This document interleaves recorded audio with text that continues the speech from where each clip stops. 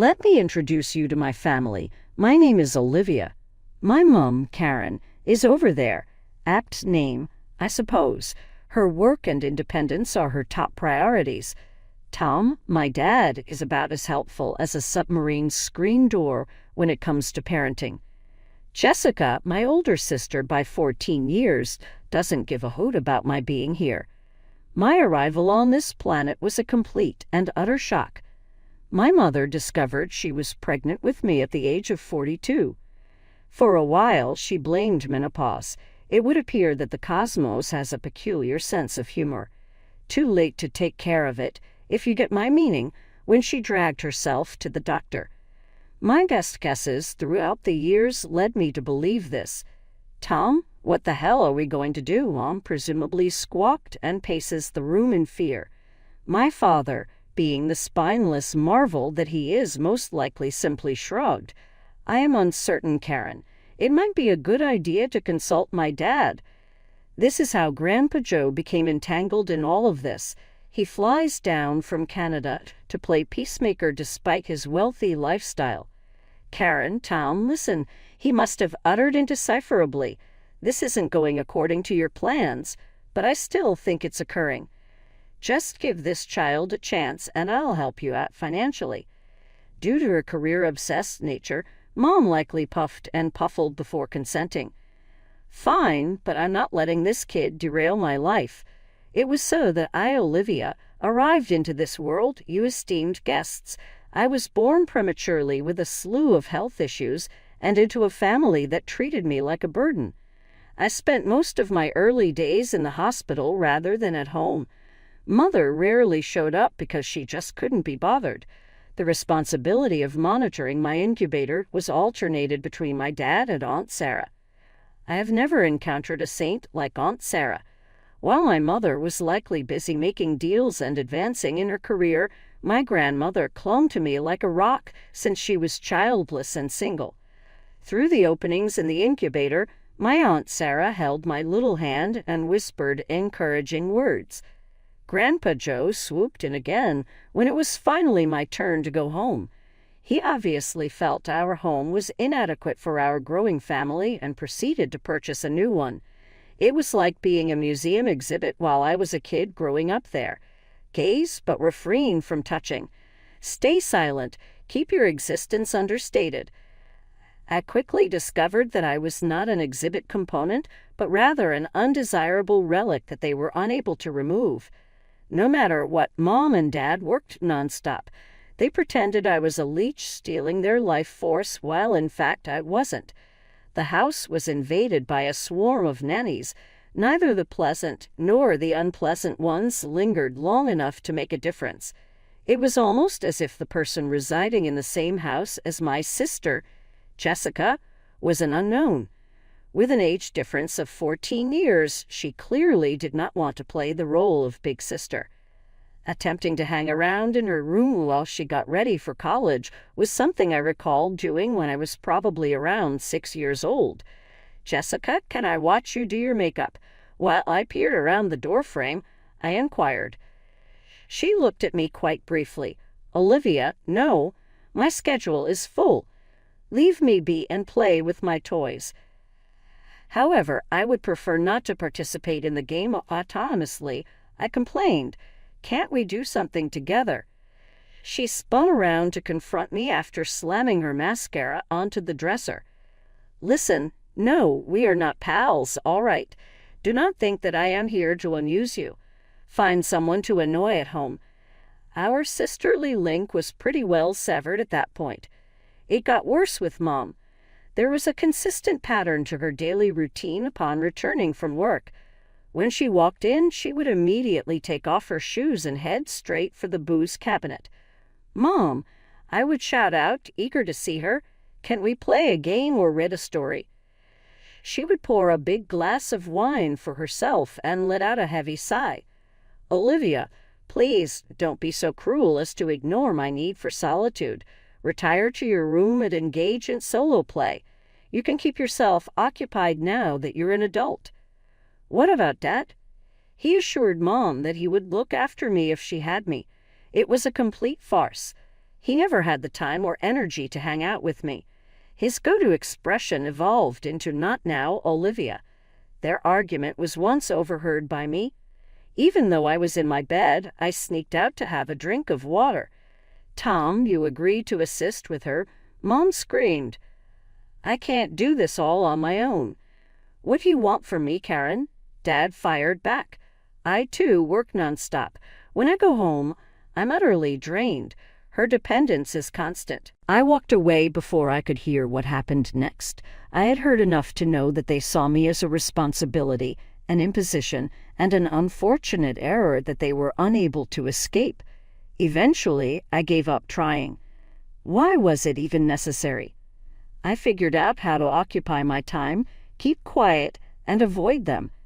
Attempting to blend in with my actual family, I slipped into a spectral state as I ambulated through my own house. Aunt Sarah was the one positive thing that happened to me. She lived in the area, so I began to spend increasingly more time there, holidays, weekends, and whatever opportunity I could get my hands on. When I was with Aunt Sarah, I felt understood, listened, and cherished. For hours on end, we would converse, bake cookies, or solve puzzles. Things my parents were never interested in, like my school, friends, and aspirations, were topics she would inquire about. Surprisingly, life often throws unexpected curveballs. At the age of 14, I was attempting to go about my daily life in the emotional wasteland that was my household when my parents revealed something shocking to me. "Olivia," Mom said with an unusually enthusiastic tone, "we have wonderful news. Your sister Jessica is getting married," Dad interjected, his face contorted into a done expression. "And she's pregnant. We're going to be grandparents." I put up a brave front and pretended to be happy, but deep down I was confused about why they were telling me this. "That's great." I mustered up the courage to respond. Mom went on, "We're going to be very busy preparing for the wedding, oblivious to the fact that I am showing no interest. So we want you to stay with your Aunt Sarah for a while." Their comments hit me so hard that I blinked. Due of a wedding, they intended to send me packing? Even though I was hoping for some bad news, it was actually the best thing I'd heard in a long time. "Sure," I replied, attempting to seem nonchalant. "I'd love to stay with Aunt Sarah." I think they were hoping I would resist and were relieved when I finally gave in. Evidently, they had no idea who I was. Aunt Sarah's house was my destination, and I hurriedly packed my belongings, saying, "Unwanted child," as I went. A lot of time passed in a flash. I couldn't care less about the wedding, even if preparations were underway. My new life was keeping me completely occupied. My Aunt Sarah and I used to do a lot of fun things together, like watch films, walk in the park, and cook. She would lend me a hand with my assignments, sit back and let me vent about my day in school, and seem as if she was genuinely interested in what I had to say. It was suddenly the week leading up to Jessica's wedding, and I was 15 years old that year, too. I was awakened that morning by Aunt Sarah's off-key singing and the aroma of freshly made pancakes. In my pajamas, I moaned and made my way downstairs. "Happy birthday, my dear." As she drew me into an embrace that broke my bones, Aunt Sarah yelled out, "I've got a surprise for you." A gorgeously packaged box was her gift to me. "It belonged to your grandpa. Last night he sent it." My grin spread across my face as I ripped open the package to see a shiny new smartphone, the most recent model, of course. My heart was pounding with anticipation as I called Grandpa Joe's number. Hello, birthday girl." The line resounded with his friendly voice. "Do you like your present?" "Does Grandpa like it?" "How wonderful." "I'm incredibly grateful." He finally asked the question I had been dreading after we had been chatting for a while. "So, how did your parents congratulate you?" Not wanting to come clean, I was hesitant. I haven't laid eyes on them just yet. Actually, I was intending to return home shortly. At that point, I guarantee they will say something." On the opposite side of the phone, there was silence. Finally, it makes sense. So instead of going in blind, why not broadcast live from there? Can I join you in celebrating? Returning to my parents' house, I felt a whirlwind of emotions, a mix of excitement and fear. It seemed like the stroll was exactly the right length. Inhaled deeply and activated the live stream on my brand new phone as I rolled onto our street. "Hey, Grandpa." I greeted him with an attempt at an optimism. "Right now I'm heading to visit my parents. I just wanted to say how much I love my new phone." The stroll was filled with my incessant chatter as I filled the empty space with stories about my morning with Aunt Sarah and my upcoming birthday. A feeling of worry, though, settled over me as I drew nearer to our home. "Well, here we are," I said to the camera as I ascended the front stairs. After a brief pause, I pushed the door open. "Maine?" "Elder." "I have returned home." A stillness enveloped me. An air of desolation pervaded the home. As I scowled at the deserted living room, I lowered the camera. Subtly, I said, guess they're not down here. More for my own interest than Grandpa's. I'll check upstairs." My ascent up the stairs reverberated through the otherwise peaceful home. When I finally made it to the top, I saw something strange. Unusually, my room's door was closed. Whenever I was out from home, I would leave it ajar. "That's strange," I remarked as I fumbled for the doorknob. "My door's never closed." I opened it and then stopped moving. I no longer considered the space that welcomed me to be my own. What had been gentle lavender on the walls was now a light blue. All of my posters had been changed with these adorable animal prints. A white cot had taken the place of my bed. What the hell? I stumbled backwards as I gasped. As I whirled around, attempting to comprehend what I was witnessing, the phone almost fell from my hand. "I don't think this is right. This is where I sleep." I heard a door open behind me at that moment. Whirling around, I saw my parents coming out of their bedroom, astonished to see me. "Mom," continued Olivia, her eyes straying between my hand and the phone, "what are you working on here?" Still in amazement at my changed room, I hardly registered her comments. "What happened to my room?" I asked. "Why is blue? Where is all of my stuff?" Dad cleared his voice, appearing uneasy. "Well, you see, Olivia, our first grandson's sister's baby has been assigned this room." Mom nodded, a smile covering her face like plaster. "Yes, isn't it fantastic? Jessica is having a boy, the son your father has always wanted. After the wedding, he will be staying with us here." I thought of myself as having been gutly pounded. Still, where am I meant to sleep?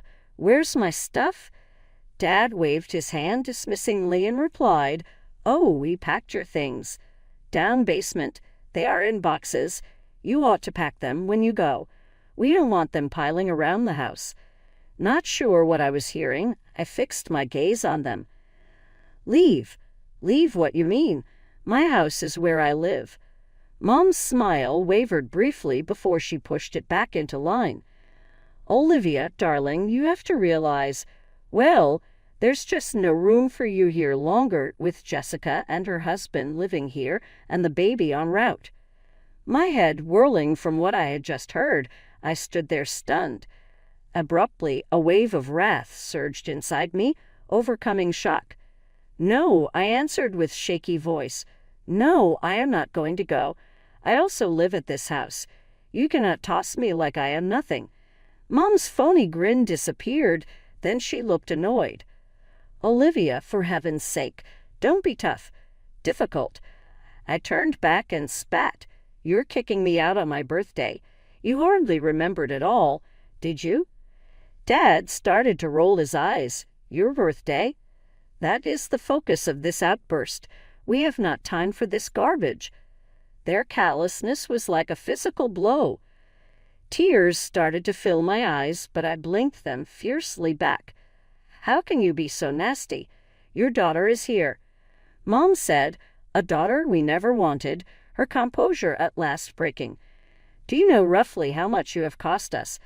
How much focus you have required? We're tired, Olivia." Dad nodded, his face pinched with irritation. "We wanted no more children, second included. You were an error and an accident, and now we at last have the opportunity for the family we have always desired." Their comments cut deeply, every one a scalpel to my heart. In startled silence, I watched as they started shoving the bags they had packed with my stuff out the front door. Mom said, wiping off her hands, "There. Now gather your belongings and visit your priceless Aunt Sarah. Let her cope with you. She loves you so very much." I found myself unable to move. I found it difficult to breathe.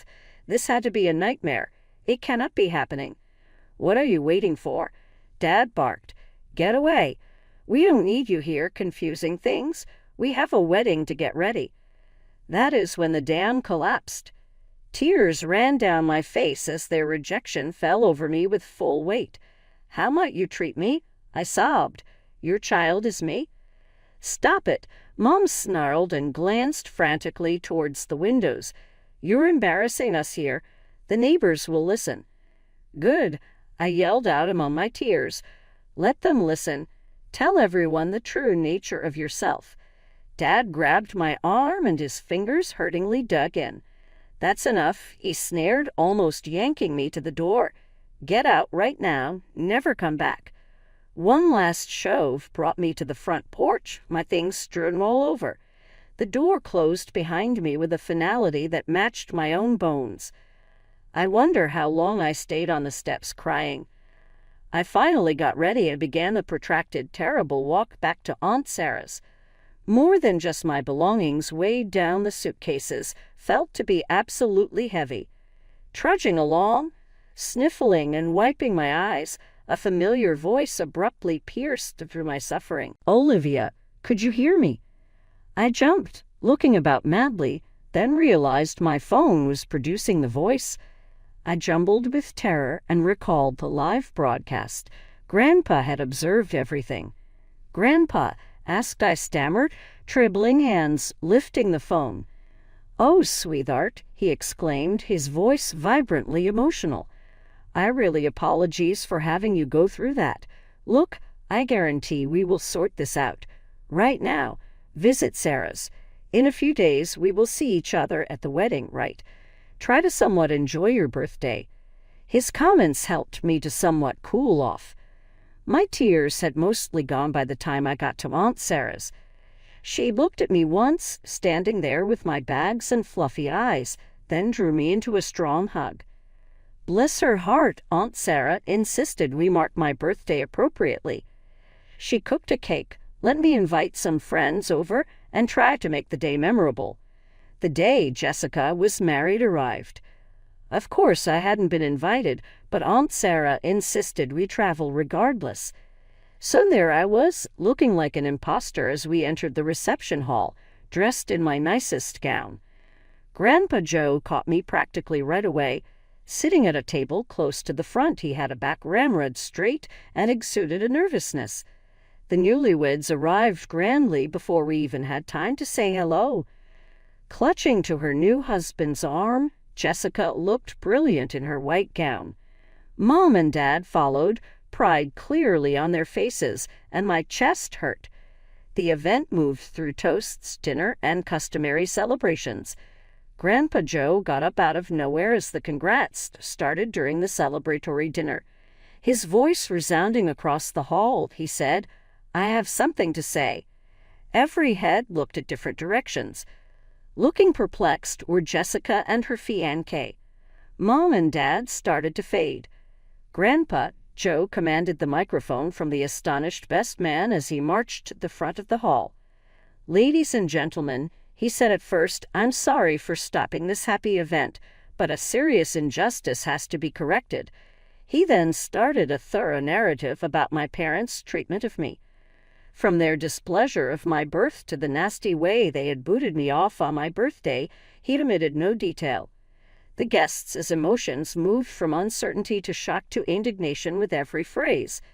Mom tried to intercede, her face beetroot crimson. Right now, Jessica was crying, mascara pouring down her cheeks. Her new mate shifted in his seat, looking awkward. The visitors were whispering among themselves and staring shocked at my parents. Grandpa turned to face my parents squarely, his voice as icy. "Let me thus clearly state this. I'm shifting my will. Every dollar I have will go to Olivia and Sarah. Tom, Karen, Jessica, you're cut off absolutely." The reception hall broke into anarchy. Mom started to cry strangled. Dad's face went a startling purple. Jessica moaned something about her wrecked wedding. Grandpa, nevertheless, wasn't done. Shocked by the display, he moved to where Aunt Sarah and I were seated. "Come on, girls," he murmured gently. "We are departing. We need not stay where we are not desired." Dazed, I got up and trailed him. Every eye was staring at me as we made our way out. Others were judgmental. Some were empathetic. I locked my eyes on Grandpa's rear, trying not to cry. I woke up the morning following the wedding catastrophe to hear relentless hammering on Aunt Sarah's front door. Bleary-eyed and still processing the events of the previous day, I staggered downstairs to find Mom and Dad on the porch, looking a strange mix of frantic and apologetic. Mom crooned, her voice sickly sweet, "Olivia, sweetie, we ought to chat. Honey, we wanted you to come home. We sincerely regret all of this. We truly do adore you." An explosion of wrath shot through my chest. "Love me. You ejected me. You remarked I was a mistake." Each one more pitiful than the next, they started a litany of apologies and explanations. But as I stood there hearing their cries of desperation, it dawned on me like a ton of bricks. "This isn't about me, at least not exactly," I remarked, stopping Dad in the sentence. "This relates to inheritance, isn't it?" Their expressions sank to match my doubts. "There once were Grandpa's money, not mine. Back off." "Get out," I yelled, my voice trembling with rage. "I want never to see either of you ever again." To help me slow down my rushing heart, I pushed the door in their faces and leaned against it. Still, my parents were not finished. They showed up often over the next few days, each time more insistingly than the last. They tried to rope in other family members to persuade me, called, sent emails even. About 1 week following the wedding, all came to a head. Heard activity outside while home alone. I watched, horrified, Mom and Dad attempting to push their way past Aunt Sarah, who had just returned from the grocery shop. "Her is our daughter." Dad was screaming, "You cannot keep her away from us." I felt something crack in me. Having enough of their lies, manipulation, and newfound concern for my well-being now that money was on the line. "Aunt Sarah," I yelled, my voice stronger than I felt, "I want you to be my legal guardians." For a minute the words hung in the air. Then Aunt Sarah's face opened in a broad smile. "Oh, sweetheart," she remarked, "I would be honored." We called a lawyer the very following day with Aunt Sarah's assistance. The procedure was not simple. Forms to complete, interviews to schedule, and a court hearing to attend. But through it all, I clung to one piece of evidence, the footage from my unfortunate birthday trip home, that I felt would be absolutely crucial. When the court hearing day arrived, I started to feel queasy. Of course, my folks were there, fully committed loving parents to the hilt. The courtroom's tone shifted, though, when the judge requested proof, and we aired that video showing me booted out and told I was unwelcome. The way the judge witnessed my parents callously fling me aside will never fade. She turned to them, her countenance harsh, when the movie stopped. "In all my years on the bench," she remarked, "I have hardly seen such a clear case of parental neglect and emotional abuse." After that, the decision arrived quickly. My parents' rights were revoked and Aunt Sarah was awarded complete legal guardianship. I felt weight release from my shoulders as the gavel dropped. I was free of their poison for the first time in my life. Funny as life is, it circles back. Grandpa Joe summoned us over to his lawyer's office just as I felt the drama was at last over. I felt uneasy sitting in the soft leather recliners surrounded by mahogany bookcases and the scent of ancient paper. Grandpa started, his voice serious but his eyes glittering. "Olivia, Sarah," he said, "I want you both to know that I have changed my will." He nodded to his attorney, who drew out a hefty file. "As I promised at the wedding," Grandpa said, "I have chosen to bequeath you to my whole estate. Todd and Karen formally get disinherited." Stated there, shocked. Grandpa had threatened this at the wedding, and I knew he had meant it, but I never truly thought he would follow through. My thoughts whirling with the ramifications of what had just happened, my phone rang as we exited the lawyer's office. "Jessica, is it? How could you treat me this way?" She yelled right away at my response. "You've messed everything." With pain at her volume, I drew the phone away from my ear. "What are you talking about?" "Don't play dumb," she said sharply. "You turned Grandpa against our direction. He's now leaving all to you and Aunt Sarah. It's unfair. I also want my share." I got a glimpse of rage. She had the nerve to ask money after all that had transpired and after their treatment of me. "Jessica," I continued, trying to keep my voice steady, "I didn't ask for any of this. Grandpa made that decision. It was not mine." "But you have to have somehow manipulated him," she said. "You have always harbors envy of me. This is your payback, right?" I inhaled deeply and mentally counted to 10 before answering. "Jessica, I'm sorry you feel that way, but Grandpa's choice had nothing to do with me. You will have to speak with him personally if you wish to change his mind." "Maybe I will," she said, huffing. "And Olivia, don't think this is over. You cannot simply walk in and grab what is rightly ours." I felt a range of emotions, anger, grief, but largely simply weariness as she hung up. I then resolved to give my future top priority. Driven to pass tests and go into a decent college, I poured myself into my studies. Aunt Sarah assisted me with school, major, and scholarship research.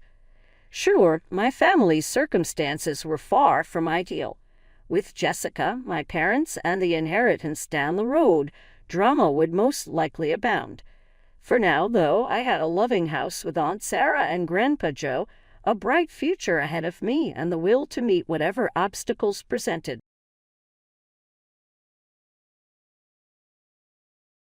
Hey there, I'm Elizabeth, 25, living my best life in the Windy City and thriving as a marketing exec.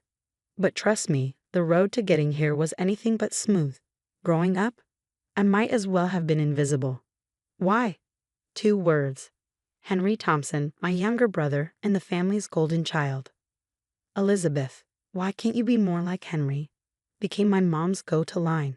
If I had $1 for every time I heard that, I'd have bought my own place way earlier. Picture this. Henry brings home a B+ on a math test and my parents act like he's won the Nobel Prize. "Oh, Henry, you're so smart. Let's go out for ice cream." Meanwhile, I'm over here with straight A's and crickets. Seriously, you could hear a pin drop. "Mom, Dad, check out my report card." I'd say, hoping for some praise. "That's nice, sweetie. Did you see Henry made the junior varsity soccer team?" Yeah, that's the story of my life. Don't get me wrong, I love Henry. He's my brother after all, but sometimes I wonder if he even realizes how differently we're treated. It's like he's got blinders on, soaking in all the praise while I'm left in the shadows. "Henry, honey, what college are you thinking about?" "Well, make sure you get into the best one," Mom would gush. "And me?" "Oh, right. Well, Elizabeth will figure something out." Gee, thanks for the vote of confidence, Mom. But honestly, their lack of support just made me more determined. I busted my butt, got into a great school, and landed an awesome job right out of college. Take that, parental disappointment. Thankfully, I have Sarah, my best friend, who's been my rock through all the family drama. And then there's Chris, my boyfriend. He's like a breath of fresh air in the toxic cloud that is my family life. You know, you're amazing, right? Chris always tells me, "Your parents are missing out on how incredible you are." And he's right. So here I am living my best life in Chicago, crushing it at work, surrounded by people who actually appreciate me. And just when I think I've got it all figured out, bam, an email lands in my inbox. You are cordially invited to celebrate Henry Thompson's 23rd birthday. Oh joy. Another chance to watch my parents fawn over Henry while I blend into the wallpaper. But you know what? I'm going. Why? Maybe I'm a glutton for punishment, or maybe, just maybe, I'm hoping this time will be different. I pull up to my parents' suburban mansion, feeling like I'm walking into the lion's den. The driveway is packed and I can hear the party from inside. Great. Just great. As I step in, my jaw drops. It's like I've walked into a celebrity gala, not my brother's birthday. Ice sculptures, a freaking chocolate fountain, and is that a live band? You've got to be kidding me. Elizabeth, you made it. Henry's voice booms across the room. He's grinning from ear to ear, looking sharp in a suit that probably costs more than my monthly rent. Wouldn't miss it, I lie, scanning the room until I spot a girl who looks as out of place as I feel. That must be Emma, Henry's new girlfriend. She's fidgeting with her dress, looking nervously around. Hi, I'm Elizabeth, Henry's sister. I introduce myself. Oh, Emma, nice to meet you, she says, visibly relieved. This is quite a party, huh? Yeah, quite is one word for it, I mutter, grabbing a drink. That's when I overhear my parents whispering in a corner. John, we can't keep this up. The credit cards are maxed out. Sha, Linda, we'll figure it out. This is Henry's day. I nearly choke on my champagne. Financial trouble, and yet here we are, at this over-the-top party. Suddenly, I'm yanked back to my own 25th birthday a month ago. A quiet dinner at home, with Mom's dry meatloaf and the piece de resistance. An empty gift box. It's empty, I'd said, confused. Oh honey, it's the thought that counts, Mom had chirped. Yeah, the thought that I wasn't worth an actual gift. Back in the present, something in me snaps. I march over to my parents, anger bubbling up. So when's my turn for the royal treatment? I demand. Mom looks bewildered. What are you talking about, Elizabeth? This, I gesture wildly. The party, the gifts, the attention. When do I get to be more than an afterthought? Dad steps in, frowning. Now, Elizabeth, don't make a scene. This is Henry's day. It's always Henry's day. I'm practically shouting now. What about my empty gift box last month? What about all the years you've ignored my achievements? Henry appears, looking concerned. Mel, come on, you're overreacting. Mom and Dad have always treated us the same. I stare at him, incredulous. Are you serious right now? You can't honestly believe that. Maybe you're just remembering things wrong, Henry suggests, patronizingly. And that's it. I'm done. The gaslighting, the denial, the favoritism, it all crashes down on me. You know what? Enjoy your party. Enjoy your perfect life with your perfect parents. I'm out of here. I storm out the door, tears stinging my eyes. I hear Mom calling after me, but I don't stop. I can't. I peel out of the driveway and my phone buzzes. It's Chris. How's the party? I type back with shaking hands. It's over for good. Later, I'm sitting in my favorite coffee shop, clutching my locket like it's a lifeline. Sarah and Chris sit across from me, their faces a mix of concern and disbelief as I tell them the whole story. And then Henry had the nerve to say I was remembering things wrong. I finish, my voice cracking. Sarah leans forward, her eyes narrowing. Something doesn't add up. Your parents are throwing these lavish parties, but they're in financial trouble. Chris nods. And the empty gift box? That's just cruel. There's got to be more to this. What are you saying? I ask, confused. Sarah takes a deep breath. I think you need to look into your family's finances. This favoritism, it might be more than just emotional. I laugh. But it all feels hollow. What? You think they're embezzling from some secret Thompson family fortune or something? I joke. The silence that follows is deafening. Oh, come on, you can't be serious, I protest, but Chris gently takes my hand. Mel, what have you got to lose by looking? Reluctantly, I agree. The next few days blur together. Late nights, caffeine-fueled research sessions, and endless digging. I start with public records and move on to more unconventional methods. What I find makes my blood run cold. Holy, I whisper, staring at my laptop screen. There, in black and white, is a document detailing a trust fund set up by my grandfather. for both Henry and me. My hands shake as I dig deeper. Bank statements, transfer records, it's all there. My parents have been draining my trust fund for years, funneling the money into Henry's account and their own lavish spending. I need confirmation. I reach out to Emma, Henry's girlfriend, and we meet at a quiet park. Emma, I need to know, have you noticed anything strange about my family's finances? She fidgets, avoiding my gaze. I didn't want to say anything, but she hesitates before pulling out her phone. Henry left these out one day. I knew something wasn't right, but I didn't know what to do. She shows me photos she'd secretly taken of documents, damning evidence of my parents' financial misdeeds. Thank you, I managed to choke out. My next stop is my lawyer friend, Alex. I lay everything out in front of him, my heart pounding. Alex whistles low. Elizabeth, this is serious stuff. What your parents have done isn't just unethical. It's illegal.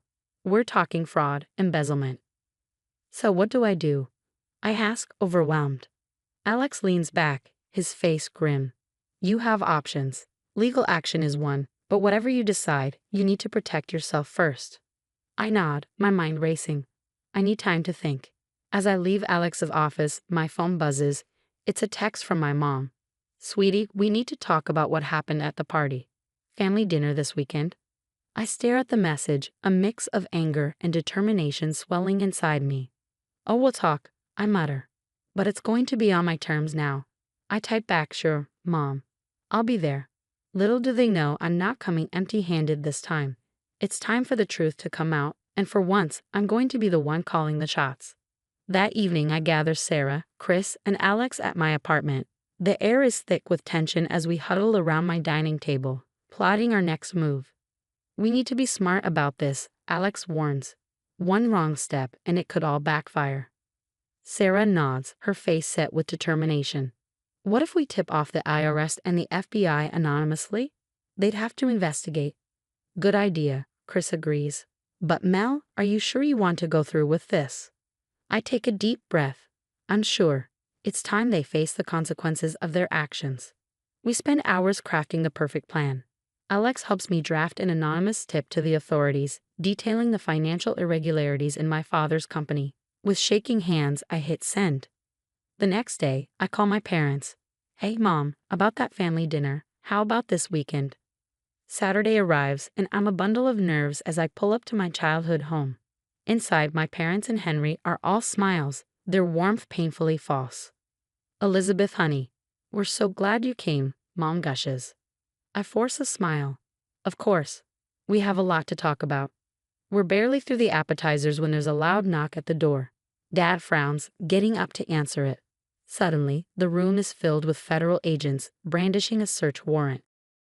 Dad starts sputtering excuses, and Henry just stares, shell-shocked. Elizabeth, you don't understand. Dad pleads as an agent handcuffs him. No, I understand perfectly, I reply coldly. And now so will the judge. As my parents are led away, Henry turns to me, his face a mix of anger and disbelief.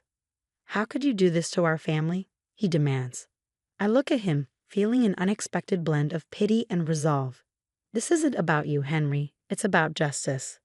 1 year later, I'm celebrating my 26th birthday, but this time it's on my terms. I'm surrounded by real friends in the office of my new marketing firm, the one I started with Sarah. To new beginnings, Chris toasts, raising his glass. I smile, feeling a sense of genuine happiness. My parents are serving time for their crimes, and I've reclaimed my trust fund, donating a portion to charity. As we cut the cake, my phone buzzes. It's a text from Henry. Mel, can we talk? I'm sorry for everything. I stare at the message for a long moment before hitting delete. Some bridges, once burned, should stay that way.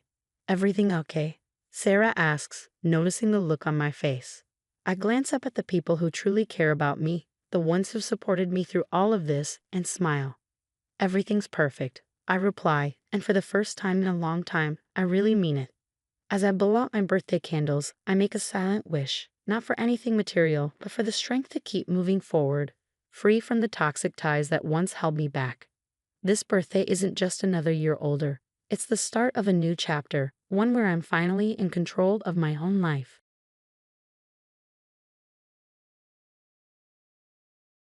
Hey everyone, I'm Mary, a 32-year-old software engineer, and I've always been proud of my mixed race background.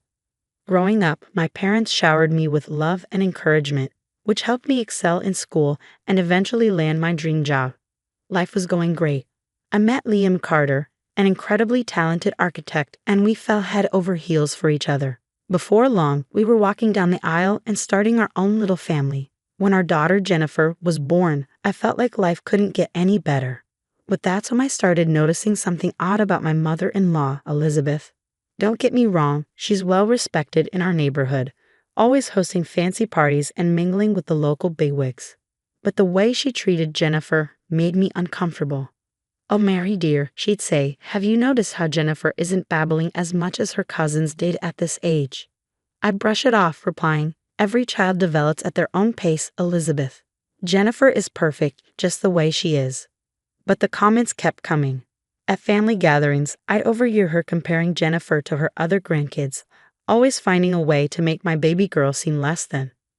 "Liam, honey, did you hear what your mom said about Olivia?" I asked one day. "Come on, Mary, you know how she is. She doesn't mean anything by it," Liam would say. I tried to focus on the good things, my awesome job, my loving husband, and our beautiful daughter, but Elizabeth's subtle jabs were starting to wear on me. Thank goodness for my work buddy, Michael. He became my go-to person when things got tough, both at the office and at home. "Mary, you can't let her comments get to you," Michael would say during our coffee breaks. "You're an amazing mom, and Jennifer is lucky to have you." "Thanks, Michael," I'd reply. I just wish Liam would see it that way. As time went on, I couldn't shake the feeling that Elizabeth's behavior was more than just innocent remarks. There was something underlying her comments, something that made me uncomfortable. One day, during lunch with Michael, I finally voiced my concerns. "Michael, am I crazy, or is there something off about the way Elizabeth treats Jennifer?" He looked at me thoughtfully. "Mary, from what you've told me, it sounds like there might be some prejudice there. Have you talked to Liam about it?" "I've tried," I sighed, "but he always defends her, saying I'm being too sensitive." "Well, you're not alone," Michael reassured me. "Don't let anyone make you doubt yourself or Jennifer." His words gave me strength, but I couldn't help feeling like a storm was brewing. Elizabeth's comments were becoming more frequent, and I was starting to see a pattern. As Jennifer's third birthday approached, Elizabeth's remarks about her development became impossible to ignore. At the family barbecue celebrating Jennifer's birthday, I overheard a conversation that made my blood boil. "It's such a shame about little Jennifer," Elizabeth was saying to my sister-in-law. "She's just not as quick as the other children her age. I suppose it's to be expected, given Mary's background." I froze, the plate of cupcakes nearly slipping from my hands. Rage bubbled up inside me as I marched over to confront her. "What exactly do you mean by that, Elizabeth?" She had the audacity to look surprised. "Oh, Mary, I was just expressing concern for Jennifer's well-being. You know how important early development is." "No, you weren't. You were implying that my daughter is slow because of my race." "How dare you?" Liam appeared, sensing the tension. "What's going on here? Your mother thinks Jennifer is developmentally delayed because of my background. Can you believe that?" Liam looked uncomfortable, caught between us. "Mom, I'm sure you didn't mean it like that." "Mary, let's not make a scene at Jennifer's party." "Make a scene? Your mother just insulted our daughter and me, and you're worried about making a scene." The argument escalated, with Elizabeth denying any ill intent and Liam trying to play both sides. In the end, I stormed off, feeling utterly alone and unsupported. The next day at work, I was still reeling from the confrontation when another blow hit. My big project, the one I'd been working on for months, was in shambles. As I dug deeper, I realized someone had deliberately sabotaged my work. "Michael, I think Amanda messed with my project files," I confided during our lunch break. He looked concerned. "That's a serious accusation, Mary. Are you sure? The timestamps on the corrupted files match her login times. It can't be a coincidence." "You need to report this to HR," Michael advised. "And speaking of standing up for yourself, how are things at home after the party incident?" I sighed heavily. Liam is still playing peacemaker. He doesn't want to upset his mother or me, but by trying to please everyone, he's failing to support his own wife and daughter. Michael leaned forward, his expression serious. "Mary, you can't let this slide. Not at work, and not at home. You need to stand up for yourself and for Jennifer. His words struck a chord. That evening, I decided it was time to confront Liam. We need to talk about what happened at the party, I said the moment he walked in. Liam sighed, clearly tired. Can't we just move past it? Mom didn't mean any harm. No, we can't, I replied firmly. Your mother implied that our daughter is slow because of my race. How are you okay with that? She's just old-fashioned, Mary. She doesn't understand. I cut him off. Stop making excuses for her. Our daughter deserves better. I want Jennifer to get tested for any developmental issues. Liam looked taken aback. Tested? But there's nothing wrong with her. Exactly. I want to prove your mother wrong once and for all. After a heated discussion, Liam reluctantly agreed.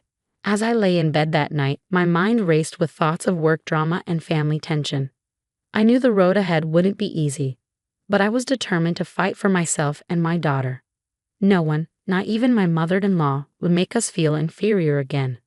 The day the test results arrived, I could hardly contain my excitement. As soon as Liam got home, I rushed to share the news.